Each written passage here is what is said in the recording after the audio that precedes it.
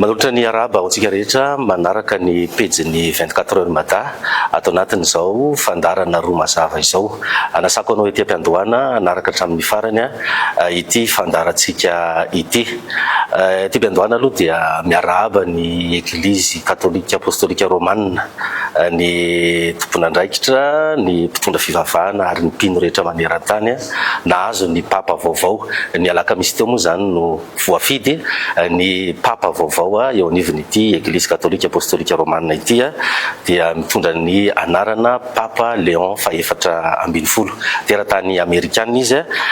ny kardinaly Robert Francis Prevost, izy zany no papa vaovao ho an'ny fiangonana ny Eglizy Katolika Apostolika Romanina maneran-tany. Fa iny ny fandarana roa mazava androany laza Razafiarson, filoha nasionaly ny antoko RCR. Dia miarabanao président. Miarabanao toko Benjamina dia miarabana amin'ny lafiny teknika, miarabana voaka malagasy noho ny pirenena rehetra izay manaraka izao fandarana izao, ary dia misaotra anareo ato amin'ny 24 heures mata nanasa anay ato amin'ity fandarana ity. Miaraba tompoko. Inona moa le RCR aloha? Rassemblement des citoyens responsables na tambaben'ny olom-pirenena na presse ny andraikitra na tolona. Zay izy amin'ny teny gasy. Antoko politika io? Antoko politika. Loha hevitsika androany ato anatin'ity fandarana ity moa laza Razafiarson dia ny hoe mbola manana fanantenana ve isika fa handroso Madagasikara. Io Madagasikara, io ny vahoaka malagasy ama antoko politika anareo misehatra amin'izay hoe fampandrosoana sy ny sehatra politika izay ahoana ny fahitan'ny laza Razafiarson sy ny antoko RCR ny Madagasikara androany. Tsy hevitra olon-tokana no avoaka raha manao constat na manao état des lieux na firenena anankiray hoe raha ny fihevitra dia zao na raha ny fihevitra dia zao na manan-karena io na manitra io tsy hevitra no avoaka fa misy ny atao indicateur imbona n'izao tontolo izao. Raha ndrefy olona anankiray ianao dia amin'ny firimetatra ny olona anankiray ny atao hoe lava, dia firimetatra ny olona iray ny atao hoe fohy. Dia miara-manaiky an'izay izao tontolo izao fa tsy hoe rehefa fohy ianao ka latsaky ny 1m50 ny lehilahy dia itenanao fa lava be zany lehilahy zany raha ny moyenne générale ny tadiavina, satria mitady moyenne foana ianao ho anatin'ny refy anankiray, indicateur anankiray zany ny moyenne. Dia ohatr'izay koa ny amin'ny firenena mitady indicateur ianao na tondro anankiray hamaritana na mantra na manan-karena na sambatra na mijaly ny vahoaka ao anaty le firenena anankiray. Noho izany ny parti politika dia tsy afaka hiteny akory mino aho fa izao ny tranga na hoe mino aho fa izao ny tranga, fa analyse dia ny indicateur rehetra eo am-pelatananao no ahafahanao miteny na mbola misy azo anavotana ny Madagasikara na tsy misy anavotana Madagasikara intsony. Inona ny moyen am-pelatanana, inona ny capital financier, inona ny capital humain, olombelona manahoana ny ao anatin'ny firenena io izy no ahafahana manetsika mitondra n'ilay fampandrosoana. Mbola faharitana koa inona ny atao hoe fandrosoana. Dia aorianan'izay anao va afaka miteny hoe manantena na tsy manantena raha ohatra ka mandray andraikitra rehetra olona. Zay no mahatonga an'ilay hoe rassemblement des citoyens responsables ka miankina amin'ilay olona aloha zany aloha voalohany. Raha misy mandray andraikitra ka tafavory daholo ny citoyen responsable rehetra ao anatin'izany ianao izay nanasa anay eto amin'ity fandarana ity, satria amin'ny citoyen responsable anao no anasanao anay heverinao fa misy hevitra azo raisina aty aminay. Raha ny indicateur, resaka indicateur ianao teo raha ny indicateur hitanareo sy nanaovanareo fanadihadiana, inona zany ny toera Madagasikara amin'izao? Mahantra sa sambatra sa manan-karena be sa hoe firenena mandroso sa andalam-pandrosoana sa tena mahantra? Dia tsy ny RCR koa mamatra ny indicateur fa tsy voandroana zao tontolo izao, fa manarivo ny taona zao tontolo izao. Dia ny karoka manampaizana tany aloha ela be tany namorona lettre A, B, C, D, E, F, C. Dia ohatr'izany daholo amin'ny domaine rehetra rehetra. Eketsika hoe A dia boribory misy rambony. Rehefa tsy manaiky an'izay ianao dia ndana mifindra planeta fa zay ny A eto ambonin'ny tany. Raha ohatra ka resaka fahantrana ianao dia ny karoka zao tontolo izao, inona ny zavatra ilain'ny olombelona dia faritana ao anatin'ny hiérarchie de Maslow hoe ny sakafo ny besoin anatin'ny besoin physiologique grade voalohany. Manana ny sakafo ivy amin'ny malagasy dia tadiavina sakafo tahaka ny ahoana ny ilain'ny olona anankiray ao anatin'ny ray andro dia ny manam-pahaizana ny dokotera sy ny manam-pahaizana rehetra mamaritra fa mila 2133 calorie ny olombelona ray zay vo afaka nitazona ny fahasalamany isan'andro. Io 2133 calorie io zany raha makany an-tsena ianao ka mividy ovy, karoty, hena, trondro sy ny rehetrarehetra ka atambatra sakafo laninao ray andro mihinana ovy 100 grama ianao, karoty 50 grama, hena 10 grama ohatra. Atambatra reo ka raha mahafeno 2133 calorie dia zay no atao hoe tsy mahantra ianao. I 2133 calorie no faritan'ny OMS ny Banque mondiale io ka raha vao tsy tratranao io zany dia tsy ampy sakafo ny antsonanao. Zay ny amaritana ny fahantrana voalohany indrindra. Ohatrinona ny vidin'io 2133 calorie io satria raha makany an-tsena anao ka vidy 100 grama amin'ny karama 10,000 isan'andro dia mahatratra le sakafo mafeno an'ilay 2133 calorie ve ianao. Rehefa tsy mahatratra an'izay ny vola eny am-pelantananao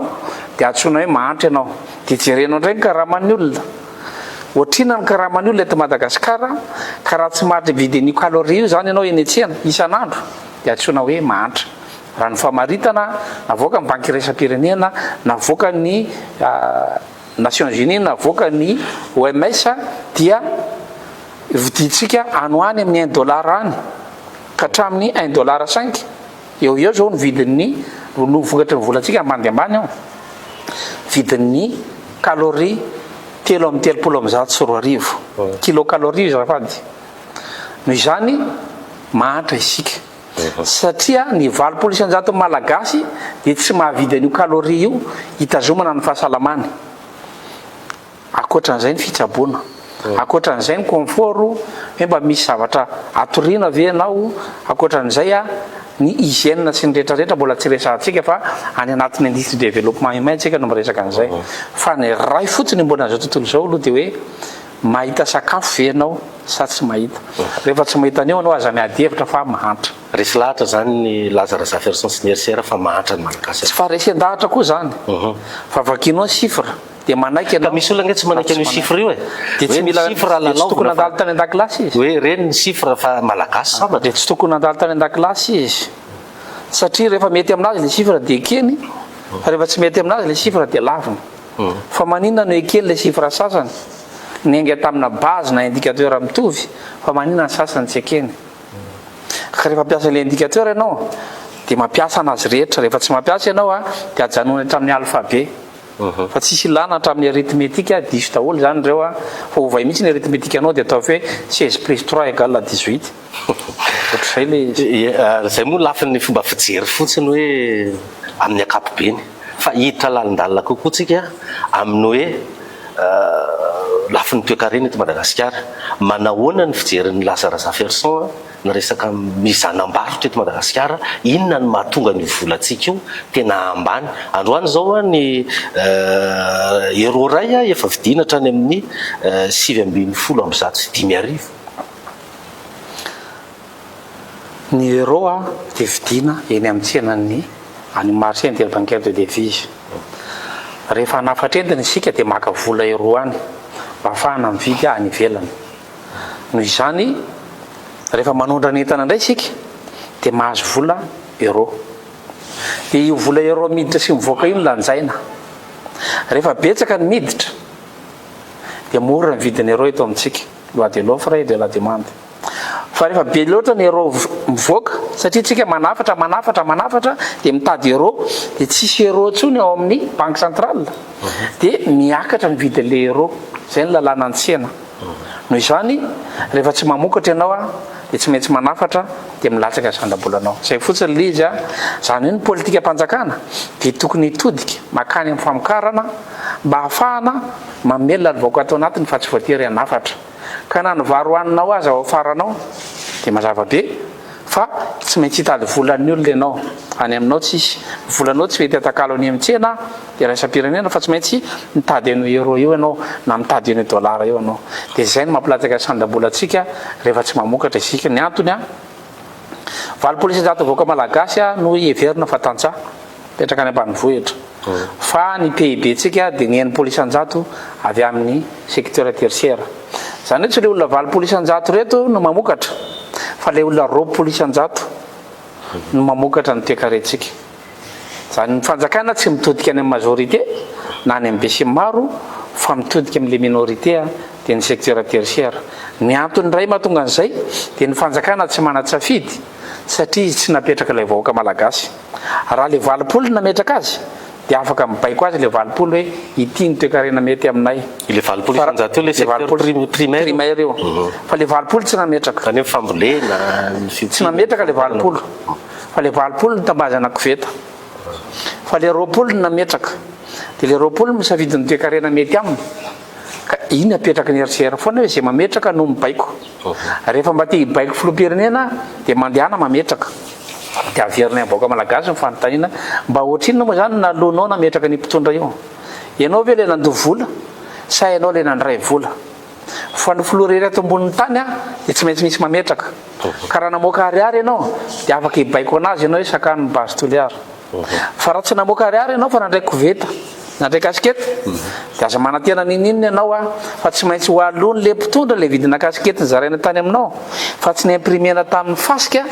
ny kasikety na ny imprimena tamin'ny rano fa ny imprimena tamin'ny alalan'ny vola le patron nametraka azy. Mbola tena hidirantsika zay resaka politika zay fa hotohizako ihany le izy hoe raha mihaino an'izany fanazavany Andriamatoa Lazarana Ferson zany zao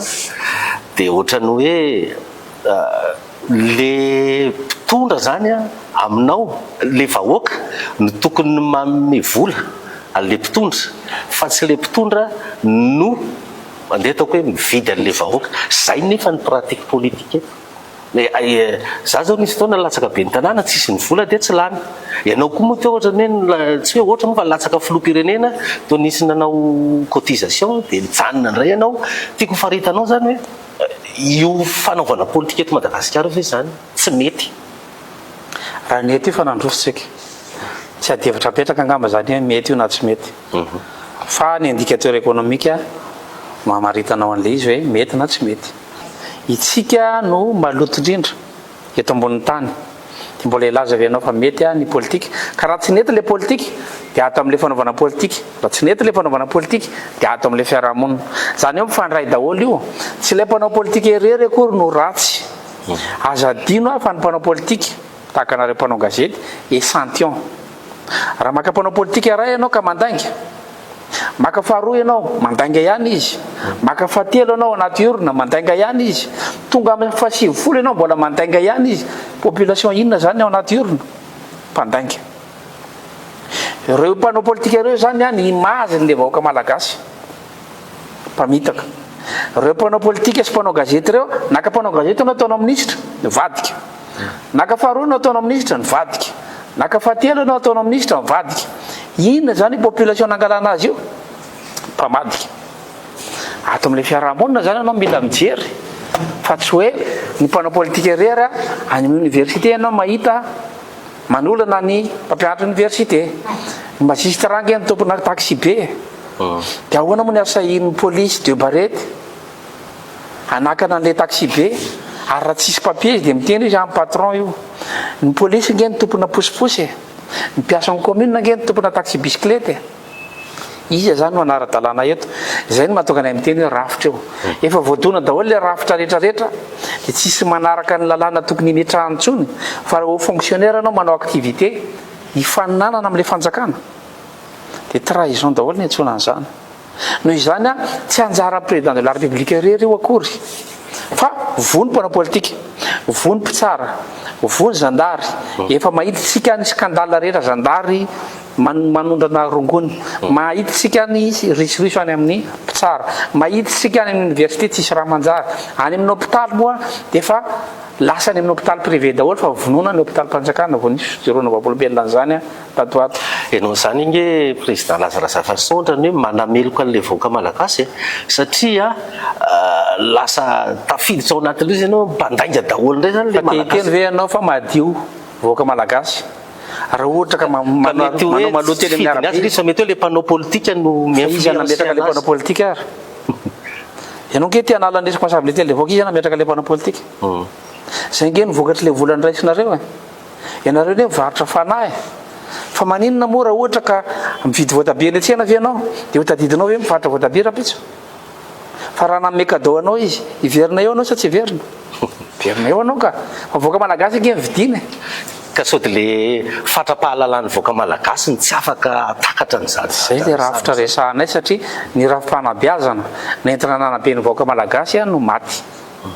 zany hoe miverina foana amin'le rafi-piarahamonina le izy a dia mila manangana rafi-piarahamonina tsika manova rafi-panabeazana hikolokolo ny saina satria tsy misy kolotsaina eto amin'ny mpitondra ankehitriny atao hoe kolotsaina dia zavakanto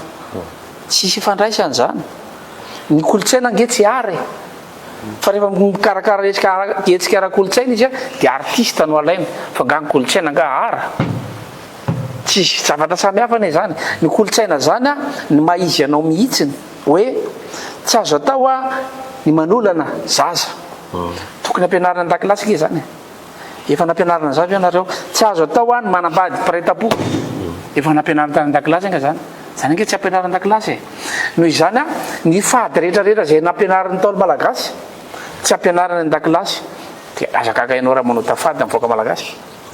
fa le fady gne tsy midika hoe ratsy fa misy zavatra tsy azo atao a dia zany no tokony ampianarina ny fanabeazantsika nefa hatramin'ny tantara diso hidirantsika zay resaka rafitra zay rehefa avy eo fa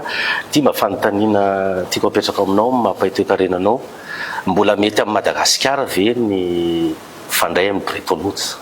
FMI Banque mondiale efa ela be mpamatsy vola mahazatra ny fomba fiteny nefa mbola zao ny toerana misy amin'ny Madagasikara nisy fanampiana ataon'ny ambasady amerikanina ohatra tany amin'ny faritra mora rangara tany mora manga tany nalefa daholo hatramin'ny trano briky tôle sy ndretrarehetra miana association malagasy tonga tao ny dokotera sy ndretrarehetra hoe ampidinina any le mantra samy nangalatra taona le dokotera na le mpampianatra sy ndretrarehetra rava le centre napiditra vola teto banque mondiale amin'ny mabanky anazy a mieritreritra intérêt koa izy satria mampiasa olona izy ao anatiny fa ianao hoe mieritreritra fa ny banque mondiale ny responsable nafatiny RNCFM na ny lalam-by malagasy satria ny contrôleur tamin'izany ka ny manakavana dia ny havan'ny contrôleur rehetra tsisy mandofo re tany amin'ny armady ny havan'ny piloty tsisy mandofo re taty amin'ny administration rehetra ny avy amin'ny mpitondra ohatra zay koa ny any amin'ny jirama ny avy amin'ny mpitondra rehetrarehetra mahazo avantage dia la France avy ny responsable sany banque mondiale zay lazako hoe fiarahamonina sy fanabeazana le izy mety misy fahadisoana atao tamin'ny politika banque mondiale tsy lavina zany tany amin'ny ajustement structurel fa isika nandray a tsy te ho responsable ninonina fa ny tompona ndraiky tamin'ny fahantransika dia ry zareo any ivelany daholo dia tsika ny malomaloto amin'ny arabe dia banque mondiale ny tsy mahomby mandeha any amin'ny province ianao a dia mahita WC misy soratra hoe financement Union européenne hatramin'ny toerana anaovantsika maloto angatahantsika volany ivelany dia le olona indramam-bola ve midiso ka raha ohatra ka mamilava ny ray mpianakaviana ka mihindrana vola izy sotrony toka fa tsy hanavotany le mpianakaviana dia le mpampindram-bola ve no metsika tsiny soyons responsable zay mahatonga ny hoe citoyen responsable ny atao anatin'ny RCR misy fahadisoana ny fomba ny raha ny asa hatramin'izay satria tsy tena tafapakany amin'le mahantra le vola samborina ny antony a misy corruption be deabe ao anelany ao raha superposenao na ampifanindrinao ny carte de pauvreté sy ny carte de financement dia tsy mahazo an'ilay pauvre lay financement rehetra azo hatramin'izay noho izany a tao anelanelan'ny tao nisy nanodina an'ilay financement ka ny banque mondiale tsy nanana capacité hijery hoe tonga any amin'ny laza ve ny vola omenay zay ny olana satria izy a tsy ao anatin'ny administration ny fanjakana tsy nanana capacité hoe tonga any amin'ny manitra ve ary ny fanjakana mihitsy aza no nanodikodina an'ilay vola ny fanjakana fandimby ndina resahana eto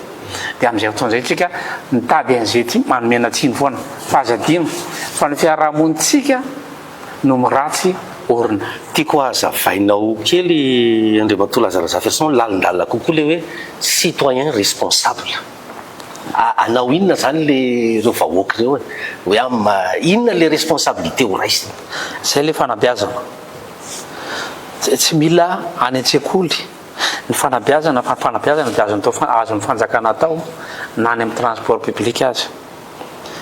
raha misy fanabeazana any amin'ny transport public hoe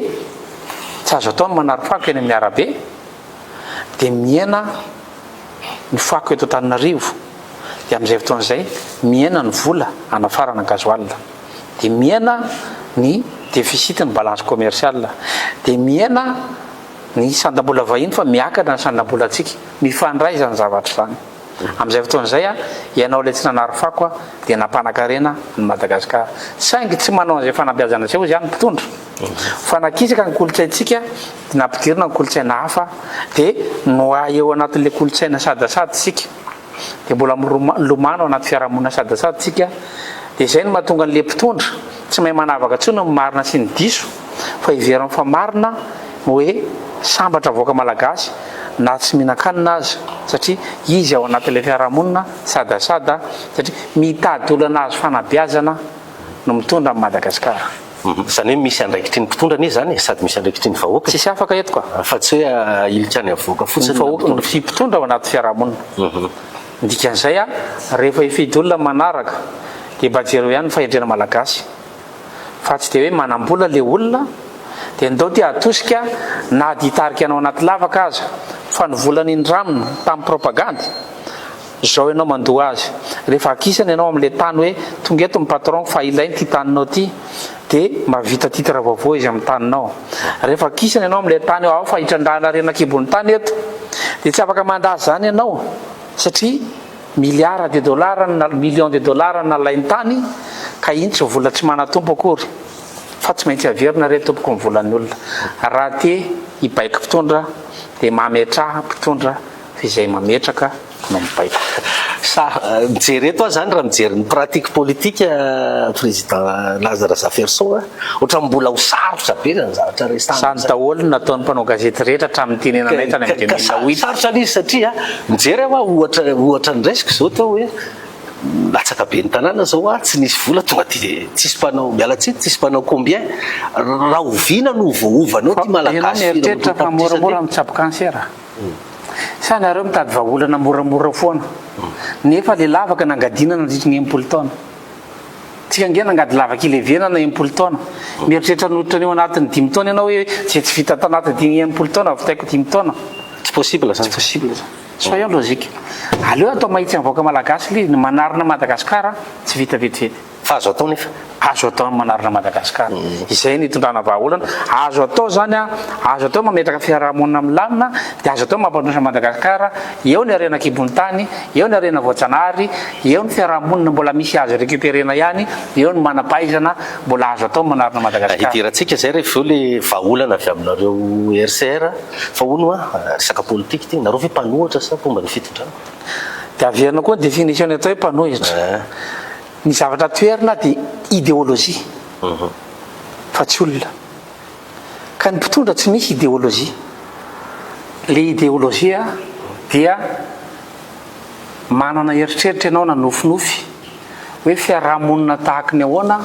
no hitranga aorinao fametrahana fiarahamonina zany ny tanjon'ny idéologie. Ny mpitondra fanjakana zany raha tsy mieritreritra hoe ametraka fiarahamonina tahaka ny ahoana dia tsy mahana idéologie izy. Fa raha miteny izy hoe za nanamboatra lalana, nanamboatra tetezana, nanamboatra trano, nanamboatra manara-penitra dia tsy mahana idéologie izy satria tsy amin'ny alalan'ireny ny fananganana fiarahamonina. Ty fitondrana amin'izao ty zany tsisy idéologie hoy izy. Ny fandimby rehetra teo tany amin'ny deuxième république nahitantsika idéologie farany. Zany hoe manenjika fiarahamonina socialiste. Tany ianao nanenjika hoe fiarahamonina tahaka ny ahoana ny tiana ho apetraka. Tsy tafapetraka moa le izy no ny antony maro samihafa. Ka izay idéologie izay ny mampiavaka ny RCR hoe consciencisme, hoe fahatserovan-tsaina. Amin'ny fitondran'ny RCR dia atsaro-tsaina ny olona ka ny tainombo mivadika aza tsisy mangalatra. Azo loasa mamangina tsika zao efa Vernanzy 2025. Vernanzy zay kina maratsy an'izany. Azo loasa mangina ny jerena dia ny malagasy rehetra ny tao izay. Aleo enjeno masika toy izay enjeny eritreritra. Noho izany amin'izay fotoan'izay dia mahatsiaro saina ny olona hoe ity mety dia ity tsy mety. Ka rehefa beazonao hoe fiarahamonina io dia miditra ao andohany zay a dia amin'izay fotoan'izay a malala mety sy tsy mety a mivoaka malagasy fa tsoranao mandeha moto na mandeha taxi be amin'izao a dia samy manao zay saimpata ny olona rehetrarehetra tsy misy repère intsony a ilay fiarahamonina zay ny atao hoe idéologie fa tsy hoe manamboatra tetezana ianao a dia faly ny olona hoe mandroso mitondra fandrosoana fa mbola lavitra be ao aorianany idéologie anao dia manana vision dia ao aorianany vision anao zay manana stratégie dia manana stratégie anao anenjera le vision zay anao vao manana ny programme dia any anaty programme anao vao miteny hoe raha anamboatra mbola misy institution azy ao aorianan'le idéologie hoe ireto institution reto manatanteraka mivoy an'le idéologie mba hatongavana amin'ilay fiarahamonina eritreretina apetraka verina amin'le fanontaniana mpanohatra zany nareo sa tsy mpanohatra raha izay famaritana nataonao zay amin'izay fotoan'izay raha ohatra ka manana idéologie le mpitondra ohatra mametraka idéologie anankiray izy ohatra hoe capitalisme izay aty amin'ny consciencisme dia tsy mitovy l'idéologienay dia amin'izay fotoan'izay afaka miteny na mpanohatra ary eo nandray fijerinao ny mpanohatra le milaza ho mpanohatra le fitondrana amin'izao ka samy manana définition ny fanoherana nge hoe ino moa ny idiranay amin'izay an'ny olona any fa manana définition ny fanoherana ataony izy fa ny anay a izay raha manohitra dia mahita fa tsy misy vinam-piarahamonina mazava tsy misy institution ciblé a ametraka fiarahamonina tamin'ny andron'ny socialisme tsika dia mametraka hoe filan-kevitra faratapony tolom-pivotana misy mandatezana miaro ny tolom-pivotana reo zany a miaraka maniantsika n'le tanjona hatongavana amin'ilay a socialisme dikan'izay ny institution rehetra dia impliqué fangahy ianao mahita institution impliqué amintsika amin'ny teny zao satria tsisy idéologie imbonana reo institution rehetra reo dia reo ary mety ady mety ifanipaka fa gestion affaire courante zay tsy anatin'ny propagande akory ny tokony atao hoe za namboatra lalana tsy mila miteny amin'izany koa ianao hoe za hividy varo anao fa devoir anao no manamboatra lalana devoir anao no manamboatra tetezana dikan'izay nefa zay no hitsaran'le fomba ny fitondrana amin'izao zany tena miasa ty fitondrany ty mamboatra fotodrafitrasa be dia be zay zany no atao hoe mpitondra miasa ka ny fotodrafitrasa ndray mbola tsy mitondra fampandrosoana fa ny 60% fampandrosoana dia azo avy amin'ny hatsaran'ny olombelona ny 20% avy azo amin'ny ressource naturelle ny 15% no azo avy amin'ny infrastructure ka raha manao infrastructure tsara be azy ianao fanaovan'ny olona maloto ao anatiny inona ny dikany nanao EPP manara-penitra ianao le zaza rehetra tsisy mana-tsavony ny tokantrano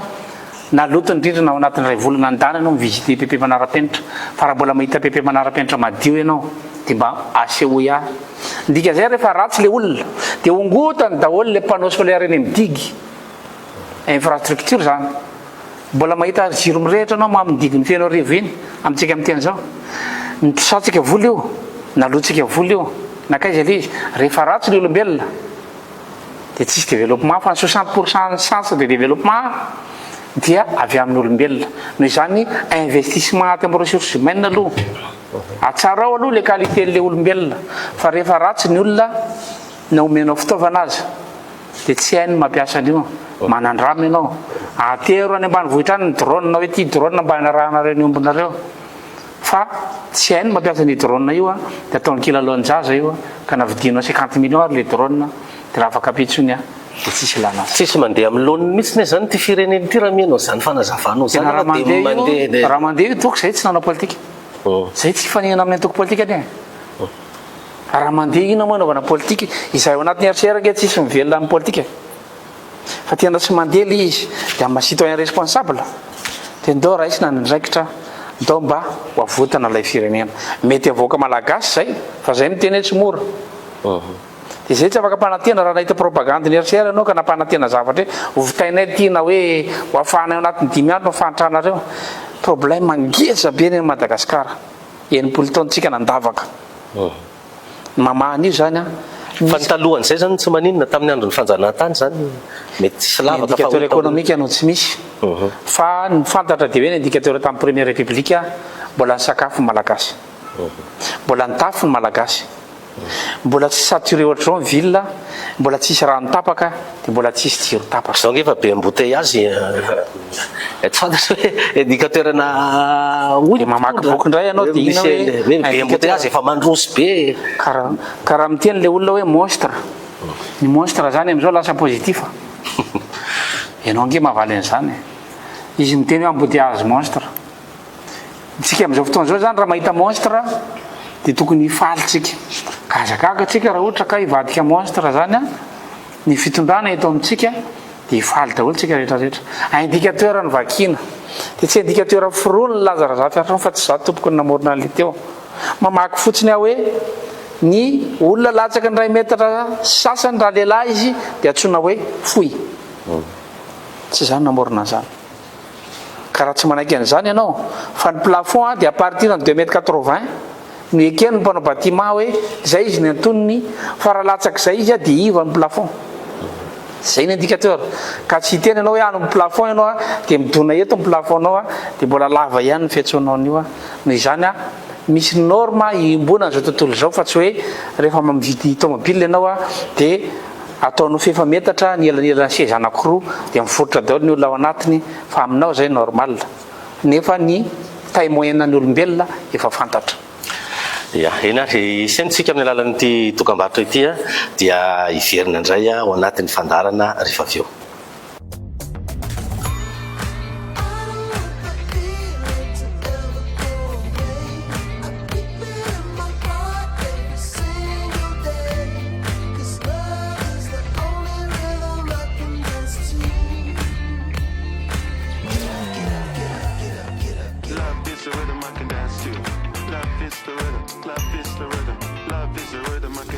Zara Hôtel, le havre d'excellence au carrefour de votre itinéraire. eny ary miverina atao anatin'ny fandarana sika patsivana moa zany sika fa laza Rasafy Arson flot national ny antoko RCR no vahin'ny fandarana roa mazava président Laza Rasafy Arson ianao teo ohatra ny tamin'ny fividanana filon-drebolika farany teo a hoe ilatsaka de ohatra nanangom-bola de rehefa avy eo tsy nilatsaka indray fa manino misy indicateur napetraka hoe raha mahatratra zao ny isan'ny olona mandrotsa-bola tsy le vola ny zava-dehibe fa le isan'ny olona mandrotsa-bola satria zay mametraka le ohatra nyresako tany am-boalohany hoe ilay vahoaka mihitsy ny mila mametraka mpitondra tady dia fa mitondra firenena tsy vitany hoe tafakatra eo ianao fa iady am'izao tontolo zao ny intérêt-ny malagasy ianao ka raha ny malagasy raha tsy manohana anao de tratra amin'ny pression internationale ianao de manaiky tsy sazoka antery zay zavatra na condition apetraky ny any ivelany mba hanananao poids eo amin'ny sehatra iraisam-pirenena de mila ianao vahoaka malagasy manohana anao rehefa tsy ampy ny isan'ny olona anohana anao a de tsy misy antony iakarany amin'ny fitondrana na manam-bola azy ianao ny olona raha zao mitady sezako rehefa misy opportunité ve tsy tokony ho alaina izy président ny antony anaovana politika verandray mandeha fa zay tsy mivelona amin'ny politika dikany a tsy hitady intérêt na andehanana eo fa hitondra valibabena mavoaka malagasy satria zay ao anatin'ny RCR dia nahazo tombotsoa tamin'ity firenena ity a tamin'ny fanabeazana sy ny fampianarana azonay mieritreritra zay ny tondra valibabena ho an'ity firenena ity dia nanangona andreo malagasy rehetra mandrera zao tontolo zao ao anatina firenena 5 zao a no misy RCR de mifanampy izahay ao anatiny io fa raha mbola tsy vonona voaka malagasy fa ozy izy hoe anatery-koveta aloha zahay de tsy izay a no landrasanay firy teo le olona le nanohana anao tamin'le arivo teo any nandrotsy arivo arivo zany reo zany vonona reo ny vonona itsika nefa 30 tapitrisa fa farafaratsiny zany mba nahita sifra ambonimbony de reny ihany no nandeha nampiely hevitra rehefa avy eo fa tsy mila vola ny olona am'izao rehefa manao propagande zany karaha maina ny tsisy olona anao propagande de zao mivokany ka tsisy anao propagande bojo zany de zao mivokany zao mivokatra le karaha manahazo ray alina nareo za ray 5 taona iny zany 2 arivo isa-taona zany a no hinananao an'iny ka raha mahafapo anao le 2 arivo isa-taona tsy misy fanafody any amin'ny hôpitaly tsisy fanabeazana any an-tsekoly tsisy marina sy rariny any amin'ny fitsarana tsy misy fandripalemana any amin'ny gendarme sy ny polisy tsy misy filaminana any amin'ny arabe vovoka sy loto sy rano maloto ny iananao embouteillage monstre no iananao isan'andro san'andro zay re tompo vidin'le ray alina ka rehefa tsy hotantananao Madagasikara fa mba ho tiavinao mba hamahalibabena Madagasikara ianao fa tsy hoto fotsiny tsy mieritreritra mahalibabena dia zao ny vokany ka aza manantena propagandy ho karamainy RCR fa tsy mampaninana anay mihitsiny raha ho ijanona ohatr'izao foana Madagasikara rehefa tsy vonona voaka malagasy na dia marary aza ny fonay hoe zao ve ny hafaran'le firenena fa izay mantsy voaka malagasy noho n'izay aretina zay hoe mba marary ianao no mijery ny mpiray tanindrazana zara raha mahita hoanina raha ny fahitako azy zany a ohatrany tsy azo fitondrana mihitsy nareo RCR raha izany satria rovina ny malagasy vao ho tonga saina amin'izany zavatra zany ianao ve zao resy lahatra fa marina zavatra tenenay miainaonao eto raha resy lahatra ianao mantsy dia afaka mandresy lahatra le voaka malagasy raha fantatrao fa marina le izy fa raha fantatrao fa diso le izy dia mba toero azy asiana manolotra anao le olona hoe diso zany le zao man zany le raisonnement e mety ho marina mety ho marina sa marina fa le fanatanterahana azy amin'izao zay toko tsy mahay miracle zay ne tsy mahay miteny anjely zay tsy mahay miracle zay tsy mahay hoe ndao ty atsangana zao dia vita zao dia zao satria théorie manko zany zao tena matsiro be le zany daholo na raha ny firenena rehetra ka le fanazavanao azy eto fa dans le pratique ahoana ny anatanterahana zay daholo fanovana rafitra resahanao ny fanovana rafitra dia ny fametrahana rafim-piarahamonina miainga avy amin'ny rafim-panabeazana ka ao anatin'ny rafim-piarahamonina iny manolotra rafitra anara-maso ny mpitondra dia rehefa mipetraka ny système de contrôle manerana Madagasikara hoe ny mpitondra any amin'ny base misy mpanara-maso ny mpitondra TFUB misy mpanara-maso hatramin'izao mpanara-maso tsy manara-maso ny mpitondra ny député-tsika tsy ny fidina fa mbola nandovola fidina 100 millions iny caution député misy ianao efa naka mpisolo vava izy no mandovola ianao sa le mpisolo vava zany mandovo ianao mandovola itsika nefa izy nampandoavina vola le mpisolo vava atsika sa isika nandovola fa nisy fifidianana teo ianao fa nasaina nandovola mpisolo vava isy mpisolo vava isolo vavanao raha mandovola izy dia amino anao fa isolo vavanao raha olona nando 100 millions raha amin'ny fihinanana dia marina zany dia aza manantena anao fa isolo vavanao raha koa hiambina mpitondra ka reo ane nandovola 100 millions caution fotsiny zay dia akoatran'izay ny propagande dia mieritreritra miracle ianao fa sasa maritana tsara fanandra iny etsoinao an'ireo député reo raha ohatra ka tsy afaka misolo vavanao izy raha naka mpisolo vava ianao re tompoko mandoa vola ka raha député nandoavanao vola io hoe lasa ianao misolo vavanay tia ny frenao tia ny carburantnao tia ny rehetrarehetra lasa ianao misolo vavanay zao ny afatra avety atoliary momba ny base toliary io dia miteny le député zao ny afatra avety mbato vy momba ny QMM dia miteny le député fenongo afaka mahita député afaka miaro an'izany taizary nahitany vola nanaovana propagande sy ny rehetrarehetra fa isolo vavanao le mpisolo vava le avocat dia izy mandoa vola ianao mahita zany lojika ka raha hiteny ianao hoe tsy azo fitondrana mihitsy ny RCR raha diso le izy dia sakano zay fa raha marina le izy dia toano zay omena responsabilité voaka malagasy iny hoe tsy misy tambatambazina fa maninonao voaka malagasy no tambatambazina hoe aonao alana anaty fotaka dia alefanao ny azo hoe raisy ty fa sotomona miakatra ianao dia le azony eny andromana ianao any laza théorie be any RCR théorie be fa inona zany nianarana tany an-dakilasy ity firenena ity nampianatra anay tany université nandritry ny 10 taona dia tsy ilaina zany fa hoe tonga dia pratique anao atao pratique na inona no ataonao inona ny mandeha aloha le fanovana rafitra sa ny fandraisana fitondrana zavatra mifameno zany tsy afaka anovana io raha tsy manana fahefana ka le fahefana avy any amin'ny vahoaka dia le vahoaka ny responsable ametraka anah eo sy ny RCR eo rehefa tsy ametraka amin'ny vahoaka fa hitady olona manam-bola izy tsy hanova rafitra izy dia zay zaniko anjaranareo dia zay zany hoe tsy ho tafavoaka zany le vahoaka ny tompona andraikitra amin'izany ianao ve zao raha mahita fa marina naka responsabilité ianao nanasana eto firy amin'ny vahoaka ny manana andraikitra ohatranao dia mandray ny andraikitra izy mampita ny levitra hoe ity le lalana sa ve tsy hanao révolution gasy tsy fo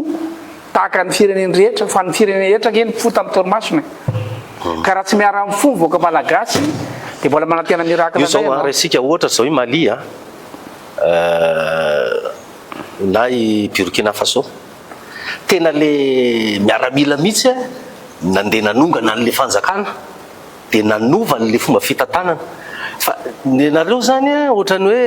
tsy fantatro hoe le rafitra mbola andeha hampatonga saina an'le malagasy aloha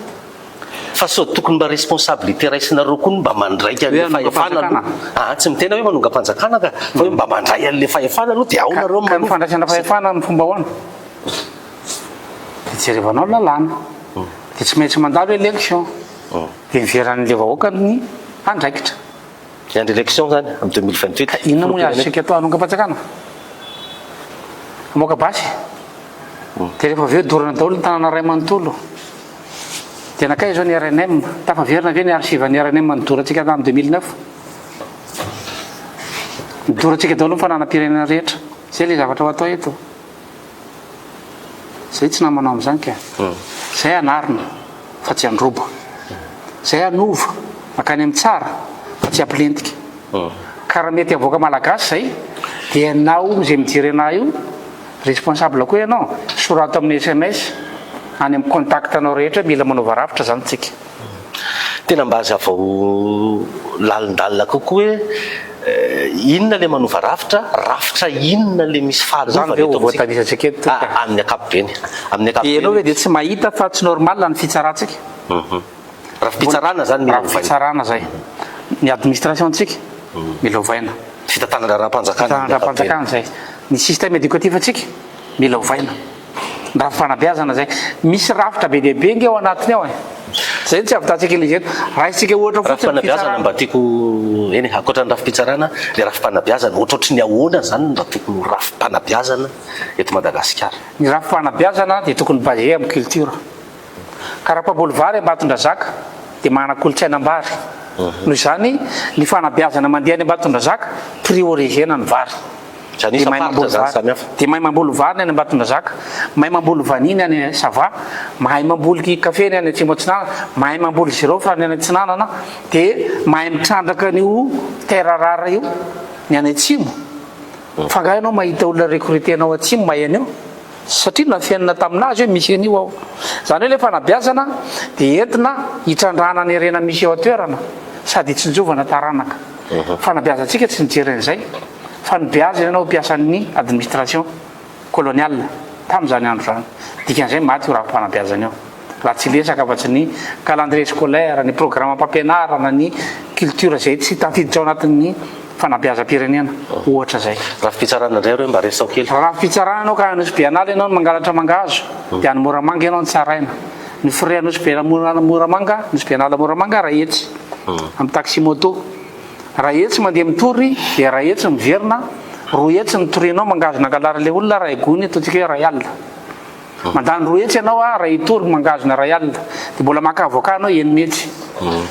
valo etsy zany any laninao zay anao vo afaka manana accès amin'ny fitsarana fa ngady dadaben'olona ny manosy bianala tsy mitsara alatra mangazo izy nametraka système judiciaire tsika mbola miteny frantsay ny didy fitsarana mbola miteny frantsay ny lalàna izy nametraka ary ny fomba fiasan'ny tompona andraikitrisy sokajy ny fitsarana ka normal be ngeny ao raha ohatra ka rara le service ny mpitsara tsika 41 circonscription judiciaire tsika raika amby efapolo fotsiny ny fitsarana ny mpitsara tsika mpitsara telo miantoka olona ray etsy dia raha misy olona ray etsy milahatra ao tokotany olona telo mandray anao eo amin'ny birao ao dia mieritreritra avy anao tsisy corruption tsy maintsy mivoaka le olona ray veriarina reo za maika be fa makarakara malakiny dia zay manam-bola ny tafakatra eo aloha eo dia maty zany rafi-pitsarana zany izy ny mianao tsiny amin'izany le mpitsara ka izy ataonao rara be rarité égale cherté zany hoe lafo rehefa rara dia sarotra maka le mpitsara dia tsy accessible ho an'ny be sy ny maro dia mandeha ho azy ny corruption dia maty le système judiciaire sika zao 2025 afaka telo taona fifidianana 2028 raha ohatra zany amin'izay fotoan'izay ka lany filoham-pirenena Lazare Zafersa afrina orinan'izay no voovy io rafitra io mbola andro firy taona zay malagasy satria ianao tery ambony efa niteny hoe mbola adygoavana be zany afrina eo zany no anatotosanana io environnement de stabilité no ahitana développement tsy ananganady amin'izao tontolo zao no atao asa ny filoham-pirenena hoe retsy na mpijaly iray na retsy na njanaka anay na retsy nanao an'izao fa manao ianao zay ananganana fampihavanam-piarahamonina malagasy dia efficace ny système judiciaire koa satria tsy mbola navita convention nationale tsika atao aoriana fanjanahantany eo ataontsika ny arenan-kibony tany ataontsika ahoana ny arenan-kibony tany aria dia mitrandraka an'io zay mpitondra eo fa tsy misy convention eo raha misy convention io vita malagasy hoe manapa-kevitra ny gasy fa hiarahamonina ao anatin'le fampihavanam-piarahamonina dia azo apetraka ny lalàna ka tsy teny avy any amin'ny faritra hoe avoay zanakay rehefa gadraina na alefa ny Antananarivo milefa any ivelany anazy rehefa voakitikitika dia samy miady eo ny any amin'ny faritra sy Antananarivo dia maty le système judiciaire satria rehefa misy pression avy any amin'ny mpitondra hoe avoay fa mamay be arak'le fiten'le colonial iny mamay be dia maty le système judiciaire noho izany verina manao convention nationale alohantsika tsangana ny conseil des sages na filan-kevitr'olon-kendry ahitana sokajin'olona rehetra Madagasikara amaritra ny convention nationale tsy any Maputo tsika manao an'io na ny Dakar hoe Dakar 1 Dakar 2 Maputo 1 Maputo 2 ndao ataontsika Andasy be na ny Maiva tanàna na ny Moramanga na ny Tsirabe ohatra dia mamaritra tsika ohatran'ny hoe convention de Bretton Woods nara-tanàna zany fa ndao tsika anao hoe convention de Andasy be dia any malagasy rehetra no mivory ny solotena isa-paritra dia mivoaka ny convention de Andasy be 3 volana tsika mivory eo ohatra ahoana ny base toliara dia faritana ahoana ny zarana ny renana Ambatovy dia faritana zay miditra avy any ivelany ka hanao contrat amintsika tia convention vitatsika io convention nationale io zay tsika vao miroso amin'ny fametrahana lalam-panorenana ao aorianan'izay tsika vao mahita stabilité ao anelan'elan'izay tsika reto conseil des sages reto manara-maso ny gouvernement hoe reto ny zavatra mainky aloha amana problème Madagasikara misy priorité io arak'le indicateur andresana ty hoe ina ny priorité inertiaire ina ny décision raisy inertiaire voalohany raha tafakatra amin'ny fitondrana dia misy programme be dehibe indray eo ho tanterana hoe atao ahoana ny fitsarana atao ahoana ny fandriampahalemana atao ahoana ny fanabeazana dia izay le atao hoe programme ka tsy voazavatsika eto zany na mbola aminao 24 heures ary zay satria zavatra efa ampolitaonany no miketrehana zany zavatra zany tsy ampy 24 heures développena zany eto fa fotsiny ny principe nazavaina avoaka malagasy hoe rehefa mba heritreritra amin'izay ny taranaka fa tsy tia kibo androany ity ny jerena ka mahazo koveta dia faly fa mijery taranaka dia mitadiava olo-kendry sady manam-pahaizana hitondra Madagasikara fa tsy ampy ny fahaizana la tsy ampy koa ny fahendrena fa natao ifameno reo tsy mety zany hoe fianarana dia ampy hitondrana amin'ny Madagasikara nahita ohatra be dehibe tsika teto tsy mety koa raha hoe manam-pahendrena fotsiny nefa ambakainy zao tontolo zao dia alainy ny arenan-kibony tany tahaka ny mahazo atsika amintsika miteny zao dia tsy afaka mievalue akory tsika hoe ohatrina mba ho azontsika amin'ny base toliara zavatra oatra zany ono a maninona zany hevitra roa zany tsy mba mena ny fitondrana amin'izao hoe ty mba misy solution hoentina IRCR dia mba tsisy mahafantatra zany mpitondraka fa mba miproposenareo azy fe tsisy malala an'izany tsony voaka malagasy ndrindra eto Antananarivo matoa ianao nanasanay efa nainao an'izany ianao efa nanao conférence zay tete Madagasikara ray mampanao formation manao conférence zay isa 3 volana ho avy zay anao conférence atoato hiantso mipiasa malagasy zay hoe ity ny tombony anareo raha miova ny rafitra hiantso ny opérateur zay hoe ity ny tombony anareo raha miova ny rafitra fa mijaly ny opérateur gasy amin'ny resaka système d'imposition na ny hetra eto Madagasikara mijaly ny syndicat malagasy fa ny karamatsika eto Madagasikara tsy mavita 3 andro ny karama farany ambany io tsy mavita 3 andro zany io dikan'izay ny 7 andro ambony mbola mampirisika anao angalatra mampirisika anao anao ny tsy mety dia azakaka ianao rapotika ilay fiarahamonina fa tokony faritana ao anatin'ny convention nationale zany misy grille indiciaire no faritan'ny IRCR hoe zao indray ny fomba entina manakarama ny voaka malagasy mba tsy siny ny elanelana be loatra eo amin'ny mpiasa malagasy ka isiny fanambakana sy nitsindry azo lena any amin'ny sehetry ny asa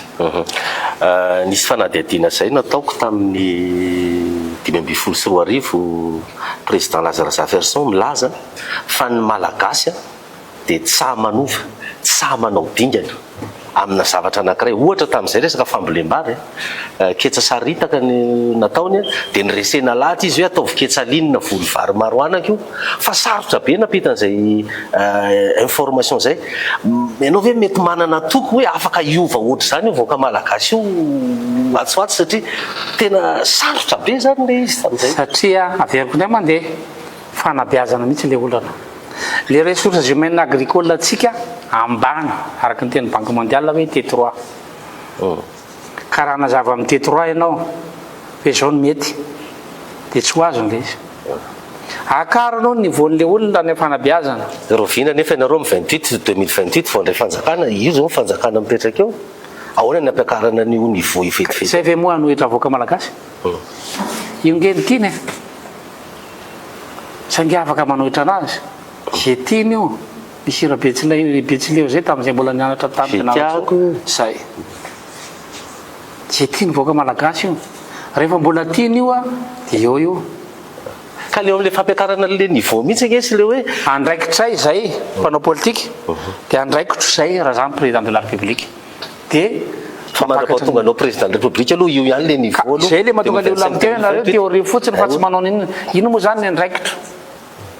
Zanga mahana pouvoir entina manabe mivoaka malagasy fa zanga mahana action amin'ny TVM ohatra. Zanga mahana action n'aiza n'aiza. Fanjakana nge tsy miraraha an'izay mpanabe, tsy miraraha fampianarana akory aza izy, tsy miraraha ny université izy. Zay mpanabe rehetrarehetra manitra daholo ny mpampianatra rehetrarehetra. Ka raha tsy averin'ny fanjakana mihitsy ny lanja ny fanabeazana. Mpampianatra firamany mbola mandray 80 000 ariary any aminay, 80 000 ariary. Ka raha tsy averina ny lanja fanabeazana dia zay vao mety. Ka rehefa tsy mbola mpitondra dia hiten'ny olona hoe any ianareo théorie fotsiny fa mbaiza mba zavatra vitanareo, kina ny zavatra tadiavinao ataoko. Nefa za tsy mpitondra, zanga mahana fahefana na tianao aza voasakana. Zay ny fanomezantsiny azonay matetika. Dia mitsotra indrindra dia zao, ianao le hevitra raha marina aloha. Nanana zany hevitra zany ve mpitondra talohan'ny akarany teo? Raha tsy nanana izy, zay manana. Raha nanana izy, vérifier raha nataony le izy na tsy nataony. Fa aza sidoka fampanantenana pokaty. Ka hiteny indray ny olona rehetrarehetra hoe zao sy zao mifanompo eo ny mpitondra sy ny mpanohitra, dia zay no henoantsika eto isan'andro san'andro. Fa andao re mba hitodika ho an'ny taranaka malagasy. Mety amivoaka malagasy zay dia mety. Raha tsy mety avoaka malagasy zay dia mba ohatra ny olona rehetrarehetra nandalo zay nisy an'izao olona tamin'izany andro zany, fa tsy naraha avoaka malagasy. Ka zay tsy afaka nanovana an'iny. Nareo nefa tsy kifinareo hoe mbola mafy be le adinareo anatin'le izy. Ny algorithme anatin'ny olombelona ane samy manany azy. Fa rehefa napetraka ho amin'izay toerana zay ianao hoe anabe fiarahamonina dia tsy mijanona amin'iny ianao mandrapahafatinao. Raha kivy zay tsy niakatra teto aminao teto. Fa heverinay fa misy fanantenana mamaly le fanontaniana. Misy citoyen responsable be dia be any ary mivondrona tsikelikely izahay. Misy manampahaizana be dia be any ary koa izany zao tontolo zao fahaizana manampy ny RCR zany olo zany. Fa reo tsy afaka manao ninina raha tsy azo ny RCR amin'ny fitondrana. Dia averiko ny fitenenana andramoka zao dia anjaranao mamaly azy. Fa hono président Lazarasa Verson, tsy ampy patriotisme ve ny malagasy matoa tsy risinareo lahatra, tsy ampy fitiava-tanindrazana ve? Kiboany zavatra fantatry ny olona voalohany, tsy marara tanindrazana zany izy rehefa naona. Ka na ianao io azy ny instinct de survie aloha mandeha aloha. Ka raha misy alika manenjika ianao ka na tia tanindrazana tahaka n'inona azy ianao manoloana mibasy ny moraiky dia mifitsaka ianao. Dia heverinao fa tsy tia hiakatra analakely ve ny olona amin'izao, fa mibasy ny moraiky ny an'zareo lalàna sy tanindrazana. Samy hafa ny définition ny tanindrazana. Kino moa zany ny ataonao? Efa teo fanisamborona. Ny démocratie zany indray, ny définition de égalité de chance dia influencer la décision du gouvernement. Dia eritreretinao ve fa raha miteny ny mponina any kongo dia hoen'ny gouvernement taty? Tsisy égalité de chance zany eto. Na ny mpanohitra fotsiny azy no miteny efa tsy henon'ny mpitondra dia tena anao fa izy démocratie eto. Voafatotra retsika tompoko. Zay ny vokatr'ilay t-shirt sy casquette nyraisinareo. Ahoana ny hevitrao président Lazare Zaverson efa nisy ny resaka foana teto hoe réconciliation nationale fampihavana-pirenena. Ianao ve mba miombon-kevitra amin'izany hoe tokony ianao fampihavana-pirenena tsika raha fampiarahamonina ny resako teo. Zao anie zany fa tsy andry ianao amin'ny 2028 e. Ka afaka mampiavana ve ny olona ny ady? Ohatranao ohatra mba mitondra ny misy critère mba hitondra n'izany raha mitady mpampiavana ianao dia mitady olona tsy mbola ny ady aloha. Afaka mampiavana ve ny olona avy namon'olona? Anaiky ve ny avan'le maty? Hoe io zany nitarika fampihavanana eo nefa ny avanao ny vonony. Tsy mafemifepetra ny fitondrana ankehitriny hitondra fampihavanana. Na ny fitondrana teo aloha tsy mafemifepetra hitondra fampihavanana. Ianao mitondra azy ohatra ny RCR ohatra mampiavana an'ireo zany satria raha olona mitovy hevitra aminao daholo ny olona dia zay zany izy. Fa raha ozy ny olona hoe zay tsy mila RCR mihitsy dia zay ndray zany izy. Ka ny RCR hoa tsy afaka anao forcé hoe ty tompoko zay efa ny anay rery marina tsy ny anay rery marina. Fa ilaina nefa ve le fampihavana-pirenena? Averiko indray mandeha fa raha te hiatrika azo tontolo izao tsika. Na hiatrika amin'ny bailleur de fonds tsika na hiatrika multinational rehetrarehetra amin'ny convention mba tsy azahoantsika 1% ao anatin'ny base toliary ohatra mila mirahina malagasy. Firaisan-kina rery no ahafahana miatrika ny any ivelany. Fa rehefa tsy mirahina tsika fa miady le mpivady dia any amin'le ramatoa ny miditra mpampindram-bola na any amin'le rangaha dia bokatrosa ihany le tokantrano fa makany amin'tsy izy le vola. Fa tokony mifanara-tsaina tsara. Mifanara-tsaina izy mivady dia mifanapa-kevitra tsara hoe isambola sika sa tsy sambotra.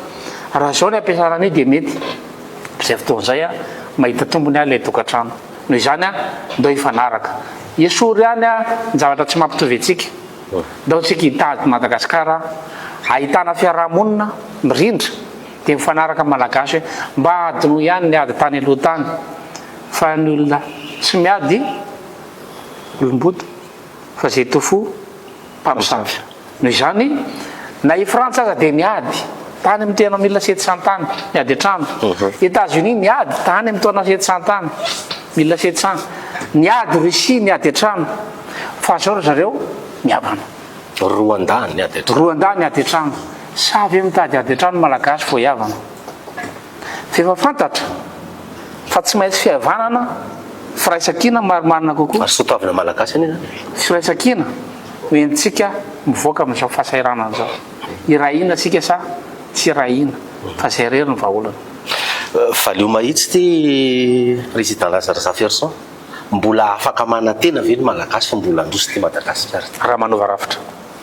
conditionnel le izy. Conditionnel. Raha manova rafitra tsika ka miova ny rafitra politika, miova ny rafitra toe-karena, miova ny rafim-piarahamonina.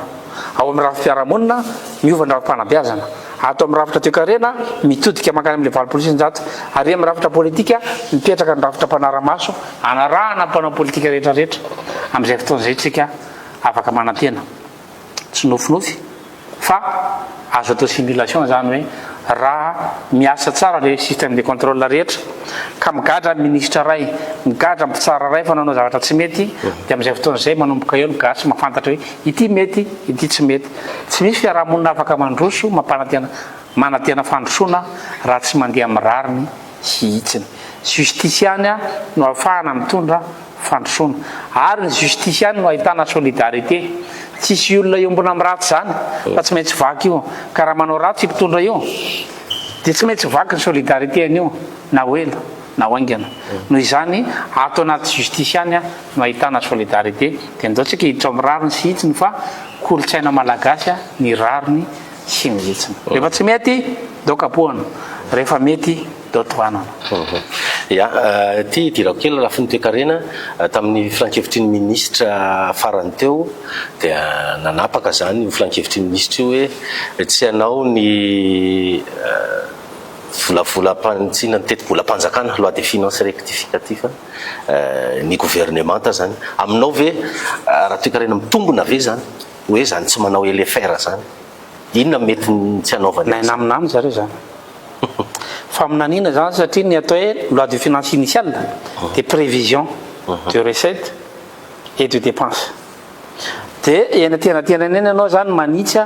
rehefa niena na mitombony recette na miena na mitombony dépense. Dikany rehetra manao LFR dia marina daholo ny prévision rehetra. Ka raha famarinana le prévision tany am-boalohany dia efa miprévoir zany zareo fa mahantritsika androany. Efa fantany mialoha zany fa tena hantritsika tamin'ny loi de finance io. Zany hoe naina aminany zareo fa hantritsika. Fa raha ohatra ka mafantatra izy fa mahantritsika zao dia tokony mirectifier aingana izy, mapakatra an'le aiguille hoe makany amin'ny tsaratsara kokoa. Fa miomana zany isika rehetrarehetra fa io fanjakana io dia efa naminany an'izao fahantrantsika zao raha ny indicateur économique ka tsy mikitika loi de finance izy. Satria ny prévision anatin'ny loi de finance zany dia marina daholo, mahay be zany ministre ny finance sy ny ekipany, dikan'izay efa fantatry zareo zany fa zao mihitsy ny situation ka 5119 ariary ny euro araka ny faminaniany zareo. Zany hoe raha mbola tamin'ny loi de finance initiale no tany amin'ny 4900 ariary ny euro no efa naminany zareo fa 5119 ariary io dia efa fantany zany fa hitotongana ny ariary. Efa izy tsy hanao rectification arabaina zany zareo fa tsara ny prévision. Dia ahoana raha misy budget additionnel ao anatin'io miditra ao zany dia efa tsy voasoratra ao anatin'io LFR. Zay marina daholo no faminaniny zareo tany anatin'ny loi de finance initiale. Zay ny alzako hoe naminany zany mpitondra pour la première fois tsika zany tsy nanao erreur mpitondra fa mba zavatra nampalahelo taminazy fotsiny dia naminany ratsy ry zareo fa tsy naminany tsara. Ahoana ny fijeren'ny Lazare Zaferson resaka fitsinjaram-pahefana eto Madagasikara, décentralisation. Ny indicateur no milaza an'izany budgétaire. Hoe ny 95% budget dia any ministère. Na ny commune Antananarivo azy dia manao intervention fanjakana foibe na nadio tanàna tamin'ny fahatongava amin'ny Macron teto Flo Macron. Proof zany fa na commune Antananarivo azy dia tsy mibénéficier décentralisation. Zany hoe le akakio azy tsisy vola makany aminy. Fa raha nisy vola io tsy tonga teny amin'ny tunnel teny ry ministre sy ry député nandokondoko fa anjaran'ny commune io. Dikan'izay tsisy vola zany ny commune Antananarivo. Dikan'izay tsisy vola zany ny commune rehetrarehetra manerana Madagasikara. Dia ianao amin'izay mamaly hoe décentraliser ve le pouvoir sy budget. Misy volany fa miakatra te amin'ny kitapo-mbolam-panjakana foibe daholo na ny fizarana ny ristour na sy ny sisa ny redevance dia makany amin'ny fanjakana. Efa voavaly tonga zany le fanontaniana. Fa tiako tsindrina ao anatin'izay manko hoe ahoana ny fomba mety azo atao ve ny mametraka an'izany décentralisation effectif zany Madagasikara. Ao anatin'ny fanovàn-drafitra ny décentralisation effective na ny fitsinjaram-pahefana tena izy. Ary le fitsinjaram-pahefana tena izy tsy vertical hoe budget io na pouvoir amina ministère fa transversal. Exemple ile éducation teo hoe avelao ny examen CEPE hijanona amin'ny district dia histoire district sy ny CEG manao ny tantaran'ny région dia ny any amin'ny lycée vao mianatra tantaram-pirenena dia décentralisena koa le éducation. Dia samy manana ny examen CEPE fa tsy ny sasany anaty cyclone mijanona ny fianarana, ny sasany mitohy mianatra ihany mitovy ny sujet. Ary histoire samy hafa reo région reo any amin'ny éducation zay. Aty amin'ny fitsarana mila décentralisena ihany koa io. Any amin'ny fahasalamana mila décentralisena ihany koa io fa tsy hoe fahefana resa-bola fotsiny fa mila décentralisena hatrany amin'ny fahasalamana fa tsy hoe angataka anao hôpitaly ianao dia tsy maintsy miakatra ty Antananarivo. Zay vao mahazo mangataka anao hôpitaly. Hôpitaly tsy abona olona miakatra ty Antananarivo anao mandalo chez commune dia miala amin'ny commune anao dia mandalo médecin inspecteur district dia mandalo anao direction régionale de santé dia zay vao miakatra anao direction de santé de base ery Androibe zay anao vao miakatra makany ministère nefa ianao ary amin'ny 500-900 km. Zany ianao tsy mahazo mitsabo tena raha tsy maka fanapahan-kevitra décentralisena zany. PDP ny zavatra mivangongo tsy eto Antananarivo fa any ministère satria ho anay eo meritry atosika dia tsy mahazo ninina avy amin'ny fanjakana foibe ohatra na nietsy Ambatolampy na nietsy Benjy. Dikan'izay tsisy mahazo ny faritra rehetrarehetra fa any ministère resaka ny dépense ny fanjakana ny 40% ny dépense de administration publique dikan'izay a lahany amin'ny staffny ministre sy ny présidence ao tsisy investissement zany tsisy ny minina fa 40% budget de l'état administration publique fotsiny nefa ianao tonga any amin'ny birao tsisy taratasy ao tonga any amin'ny birao anao a tsisy ny minina ao makaiza zany le vola. ao na mba eritreritra ao miresaky hoe fédéralisme misy mivoyan'izany motsy. Ny fédéralisme indray a mitaky conscience du peuple zany hoe rehefa miakatra ny nivaon'le vahoaka de tsy mila ady izy fa raha mbola ambany ny nivaon'le vahoaka ka alefanao vitesy samihafa ny commune roa satria mity azakazaka be ty commune ty ity nefa tsisy omby mihitsy na ray azy inona ataon'ity commune tsisy omby ty anafika an'ity commune ty izy angalatra ny omby angalatra ny omby amin'izay fotoan'izay a raha tsy voafehan'ny fanjakana fohy be ny sécurité anatin'ny territoire national de misy risque ny fédéralisme satria vitesse de croissance différentielle zany hoe samihafa ny ekarana amin'izay fotoan'izay zay no mahatonga an'le hoe tsy mbola tonga antsika fa mitaky conscience du peuple zany a ny fédéralisme faharoa manarak'izay a ny malagasy a de tia mivavaka ka raha entina amin'ny anaran'andriamanitra fotsiny no anafiana n'le commune ray na mahazo partenariat religieux izy hoe misy fiangonana mandrosaka vola amin'ity région anankiray ty de état religieux mifinansie anazy eo de manao ady masina indray mandeha manafika ny région hafa hoe manao croisade zany zavatra zany efa nilalovana tamin'ny histoire des idées politiques zay ny anarana fa tsy hoe ndao andraka andramana dolidoly a ny échec rehetra efa nataon'olona tany aloha tany fa échec ny état religieux tany aloha tany échec zany rehetrarehetra zany fa mila hoe niveau de conscience ambonimbony tahaka ny ao tokantrano raha mbola zaza ny ankizy a de directif baikona miakatra le bebe izy a de abeazonao persuasif miakatra ambombony izy a de ampandraisinao fanasana vilia participatif rehefa tena lehibe izy a zay vao délégatif ndany anao manambady fa tsy mbola ry amin'le mbola niveau ambany ry le zaza tonga de hoe raiso mifahefana ndany anao manambady de verinao tokantrano iny rehefa avy eo zany ny anarana théorie ka misy étape le izy aiza ho aiza niveau de conscience avoaka malagasy raha tonga de menao fahefana fananarana zany tsika tamin'ny 10e république ny étatisé tsika daholo ny entreprise de malagasy daholo ny tantanazy any amin'ny irasareraka veriko foana amin'ny tanisan'le entreprise hoe soary tany amin'ny trambarotra rosy cotona sotema bata coroa sevima tiramaso alima sosimex sorex sy ny sisa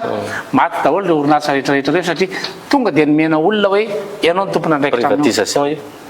mbola tsy privatisation tam'izany fa étatisation mihitsy noho izany a maty daholo le orinasa rehefa tsy ampy le conscience an'le olona mitondra an'le orinasa mila fanabeazana tsy kelikely io rehefa tonga any amin'izay niveau zay le voaka malagasy hoe tsy vonina iady tsony fa raha hoe ady ny itondranana io de miverina ady atrano isaky ny rehetrarehetra de mitsofoka amin'izay ny tandrefana sy ny taditsinanana hoe raisy ny taditsinanana ny faritra tsinanana raisy ny tandrefana ny européanna faritra voany na ny faritra atsimo de miady ady tsika satria ny démographie religieuse tsika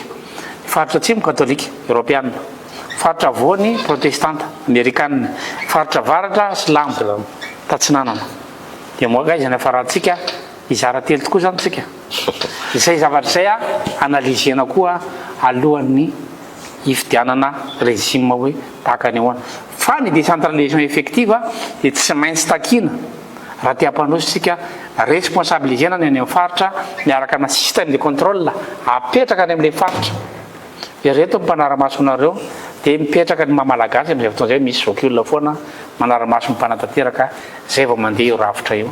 fa tsy voatanisatsika eto a le fanovandravitra président Lazare Zaferson tena mba reseho lahatra ary ny olona hoe mba anaraky ty hevitrareo amin'ny RCR ty satria raha ny fizotran'ny resadresakytsika amin'ny raha lahy teo ohatrany tena mbola sarotra e fijeriko azy a lavitry ny afo ny kitay raha ho zany tsy mila raisina lahatra ianao toky a marina sady diso de misafidy ny olona raha anaraka ny marina na anaraka ny diso fa ahoana moa anao resena lahatra anaraka ny marina conscience ange zany fian'ny fietreretany zany za tompoko tsy andresy lahatra voaka malagasy io ndao arao ny marina fa tonga de anaraka zany rehefa tsy safidy ny marina izy ataonao ahoana ka mety aminazy ary zavatra ianany iko fa manina izy ny an-tanina fa manina izy resena lahatra olombelona nge io apetraka amin'ny maizy anazy ma olombelona anazy avoaka malagasy rehefa safidy marina izy andeha amin'ny rariny sy ny hitsiny anazy zay rehefa isafidy izy fa mety aminazy ny corruption ny korotana sy ny bordel rehetra eran'ny tanàna manerana Madagasikara anazy zay tsy mila resena lahatra ny olona toky ya zay ny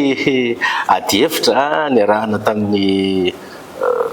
filoha nasionaly ny antoko RCR Lazare Zafiarson tao anatin'le lohahevitra hoe mbola afaka manantena ve isika fandroso Madagasikara fa ity fandarana ity président misy fanontaniana tsisy ifandraisany amin'ny adihevitra teo mihitsy ianao ve mba tia mihira izany mba artiste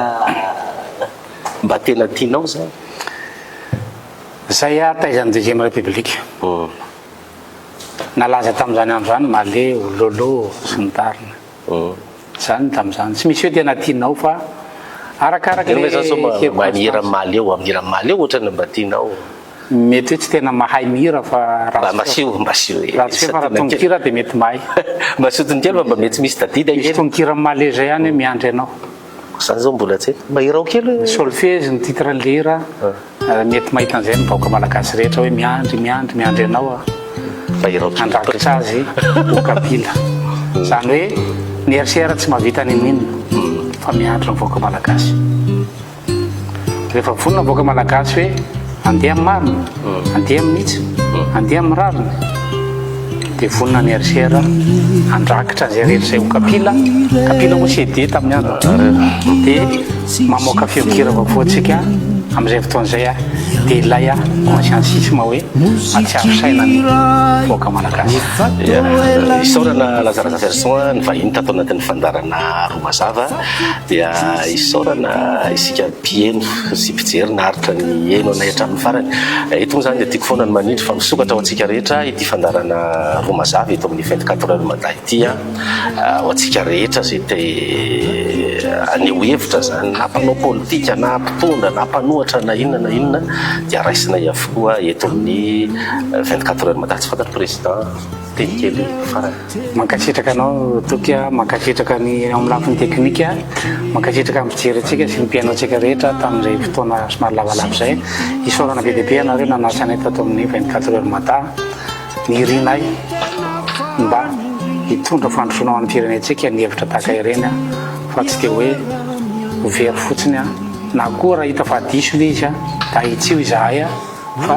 olombelona tahaka ny olombelona rehetrarehetra mety manao aditsona raha maro anisy no mitovy hevitra aminay ho tanteraka ireny raha vitsy anisy ireny dia miandrotsika mivadiany sifra hoe ho maro anisy mitovy hevitra aminay fa dia anaovana mandram-peona ho amin'ny manaraka indray topo kilasy topo vavy makasitraka antsika rehetra dia amin'ny manaraka indray ny fotoana antsika eto amin'ny Roa Mazava eto amin'ny 24 heures mada veloma tompoko